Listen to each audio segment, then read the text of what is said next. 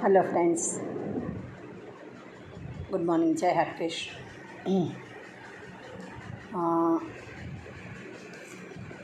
Legal advice by Hema શુક્લની મારી YouTube ચેનલમાં આપ સર્વનું હાર્દિક સ્વાગત છે। ગઈકાલે મારા મોબાઈલનું ચાર્જિંગ તદ્દન પૂરું થઈ ગયું હતું, એટલે આપના વિડીયોના અંતે આપને રજા લઈ શકી નહીં, સોરી મિત્રો। હેલ્થ પ્લસ હોસ્પિટલના કિડની કૌભાંડના વિડીયો નંબર 4માં આપનું હાર્દિક સ્વાગત છે। વિડીયો નંબર 3માં ગવર્મેન્ટ અંગેની આપણે વાતને ઉલ્લેખ ચાલુ હતો, એના જ રેફરન્સમાં જોઈએ તો મિત્રો, તારીખ 30/5/23ના રોજ સૌથી પહેલાં પેશન્ટ હિરલબેનની કિડની ફેલ ગઈ। ત્યારથી 14/10/23ના રોજ હર્ષિતાબેનનું મૃત્યુ થયું।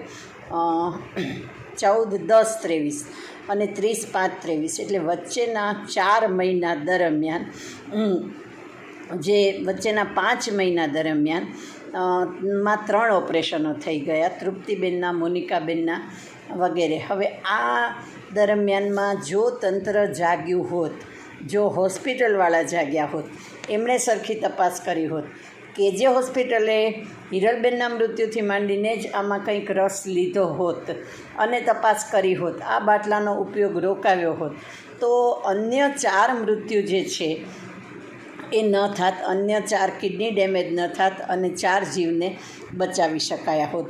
પણ અફસોસની વાત એ છે કે હોસ્પિટલો અને ડૉક્ટરો તો ઠીક, એ તો કમાવાના હાટડા જ ખોલીને બેઠા છે, એટલે એને કદાચ ન ગણીએ તો પણ સૌથી ખરાબ જો કોઈ રોલ આમાં હોય ને આખા પહેલાંમાં, તો એ ગવર્મેન્ટ તંત્રનો અને ડૉક્ટર સુતરિયાનો છે। આ બધું પહેલાં તો નામુકર જવું, નામુકર થયા પછી આ બધી હકીકત છુપાવવી, હકીકત બહાર આવી ગયા પછી લેબોરેટરીના કે દવાની કંપનીના કે એના રિપોર્ટ, નામ વગેરે છુપાવવા। તો મિત્રો, કોમન સેન્સનું માણસ પણ સમજી શકે એવી વાત છે કે આ સરકારી તંત્રને આ છુપાવવાનું કારણ શું બને?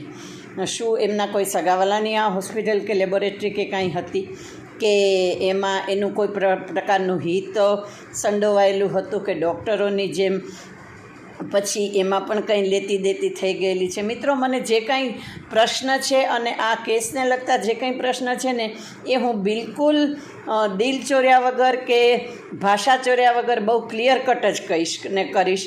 એટલે કે આ સરકારી તંત્રને આટલું આવું કરવાનું કારણ શું? અને સરકારી તંત્રો પણ જો આવા સાથે ભળી જશે કે આ રીતે લોકોના જીવ સાથે, મિત્રો લોકોનો જીવ બહુ મોંઘો છે, એટલે અને એ આવી રીતે સસ્તામાં તમારી સાંઠગાંઠથી, તમારી બેદરકારીથી એની સાથે રમવા જેટલું પેલું નથી, આ એક બહુ મોટી બાબત છે।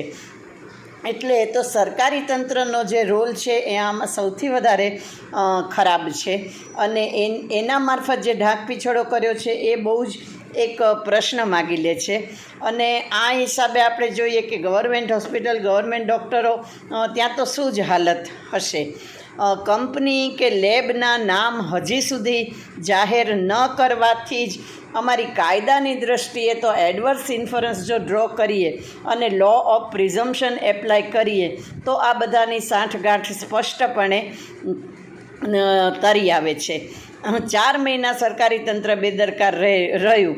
હવે એ જો એને ખબર હોય અને બેદરકાર રહ્યું હોય તો પણ એ ગુનેગાર કે સહતોમતદાર છે, અને આઈપીસીની સેક્શન 120B નીચે આવે એમ છે। અને એને જો ખબર જ ન હોય, આટલું બધું થયું, 5 વ્યક્તિઓની કિડની ફેલ થાય છે, 2 ડેથ થાય છે, 3ના અર્ધમૃત્યુ થાય છે, ત્યાં સુધી સરકારી તંત્રને જો આ કંઈ બાબતની ખબર જ ન હોય તો એ એમની ઘોર બેદરકારી છે। એટલે બંને રીતે જોઈએ તો ક્યાંય પણ એમને કોઈ એક્સક્યુઝ કે માફ કરી શકાય એવું નથી, કે એમની પાસે કોઈ બચાવ રહેલો નથી। ત્યારબાદ મિત્રો, છેક તારીખ 16/2/24ના રોજ મુખ્યમંત્રી કાર્યાલયમાંથી પત્ર આવ્યો, જે હિરલબેનના હસબન્ડે મુખ્યમંત્રી કાર્યાલયને પણ ફરિયાદ કરી હતી લેખિતમાં, અને એમાંથી પત્ર આવ્યો, અને એમાં day to day online data મોકલવા અંગેની સૂચના આપવામાં આવી સરકારી તંત્રને, ડીડીઓને, આરોગ્ય ખાતાને વગેરેને.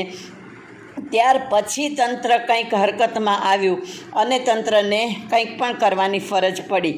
તો શું દરેક બાબતમાં દરેક લોકોએ મુખ્યમંત્રી સુધી જ જવું પડે?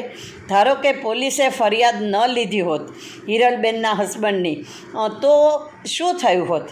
તો કાં તો આ મામલો રફે દફે થઈ ગયો હોત જો પહોંચ વગરનું માણસ હોય તો, અને નહીં તો ફરિયાદ લેવડાવવા માટે પણ નામદાર હાઈકોર્ટ સુધી જવું પડ્યું હોત, જે હવે જૂનાગઢના લગભગ કેસોમાં જવું પડે છે. પહેલાં નામદાર કોર્ટમાં અને પછી નામદાર હાઈકોર્ટ સુધી. એ તો ભલું થજો બી ડિવિઝનનું કે એણે ફરિયાદ લીધી અને એનાથી આ આખો મામલો બહાર આવ્યો અને આ એફઆઈઆર થઈને આ બધું થયું. એટલે મિત્રો, આ કોઈની પાછળ પડી જવાની વાત નથી કે કોઈને હેરાન કરવાની કે કોઈની કેરિયર બગાડવાની કે એવી વાત નથી. પણ આટલા બધા લખલૂટ પૈસા લીધા પછી પણ અને મલ્ટી સ્પેશિયાલિટી જેવી 5 સ્ટાર બિલ્ડિંગો બનાવી લીધા પછી પણ જો પેશન્ટની આ હાલત થતી હોય તો એ માફ કરવા લાયક તો કોઈ પણ સંજોગોમાં નથી જ. અને આવાને જો માફ કરતા રહીશું કે થતા રહેશે ને, તો લોકોનું આરોગ્ય સતત ડે બાય ડે વધુમાં વધુ જોખમમાં આવતું જ જશે, એ શ્યોર છે. પ્રધાનમંત્રી આયુષ્યમાન કાર્ડ તમને ન પોસાતું હોય તો તમે એનું લાયસન્સ ન લો. ન પોસાતું હોવાનો સવાલ નથી, કારણ કે ગવર્મેન્ટ પણ પૈસા ચૂકવતી જશે, અને છતાં ન પોસાતું હોય તો તમે પૈસા ન લો. અને આયુષ્યમાન કાર્ડ નીચે પેશન્ટ તમારી પાસે આવે એનો અર્થ એ નથી કે તમે એની સાથે આટલી બધી બેદરકારી કરો કે આટલી બધી નિષ્કાળજી વાપરો. એટલે અને આમાં તો હવે આયુષ્યમાન કાર્ડ પણ પ્રશ્નાર્થ થઈ ગયું કે એની નીચે જવાથી લોકોની સેફટી કેટલી. એટલે અને મેં કહ્યું એમ કે હજી તો માત્ર આયુષ્યમાન કાર્ડનું લાયસન્સ જ હોસ્પિટલનું હેલ્થ પ્લસનું રદ થયું છે, અને એ પણ ક્યારે પાછું મળી જશે હું ને તમે બંને જાણીએ જ છીએ. એટલે આ બધા ઘણા બધા પ્રશ્નો આમાં સંડોવાયેલા છે. હજી આના પછી આપણે મોનિકાબેનની બાબતમાં થયેલ અક્ષમ્ય બેદરકારીનું પણ ડિસ્ક્રિપ્શન કરશું. એટલે આપને એવો સવાલ ઊભો ન થાય કે આપને એવું જસ્ટિફાય થાય કે આ અમે એક ખોટું અભિયાન નથી ઉપાડ્યું. એટલે પણ આપણે મળતા રહીશું ફરીથી નવા વિડીયોમાં. ત્યાં સુધી પ્લીઝ વેટ એન્ડ વોચ. અને આપને જો આ લાગતું હોય ઉપયોગી તો please like, share and subscribe it.